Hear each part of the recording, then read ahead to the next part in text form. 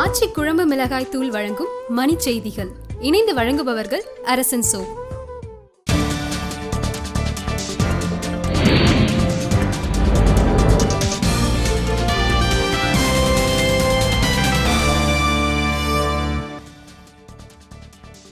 மேகதாது அணை விவகாரத்தில் கர்நாடகாவின் உரிமையை விட்டுத்தர முடியாது என சதானந்த கவுடா உறுதி. திருவாரூர் கட்டட விபத்தில் உயிரிழந்தோருக்கு மருத்துவர் ராமதாஸ் இரங்கல். 10 லட்சம் ரூபாய் இழப்பீடு வழங்க கோரிக்கை.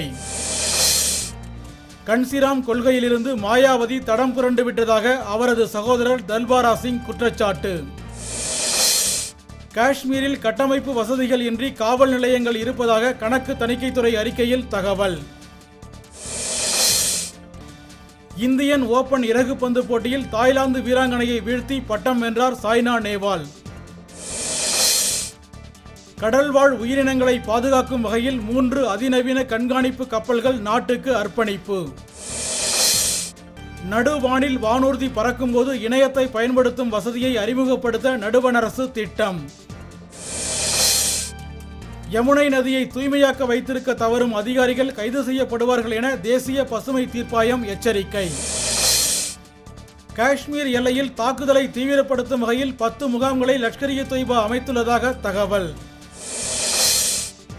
மறைந்த பிலிப் ஹியூக்ஸ்க்கு உலகக்கோப்பையை சமர்ப்பிப்பதாக ஆஸ்திரேலிய அணி தலைவர் கிளார்க் உருக்கம். ஆச்சி குழம்பு மிளகாய் தூள் வழங்கிய மணி செய்திகள். இணைந்து வழங்கியவர்கள் அரசன் சோ.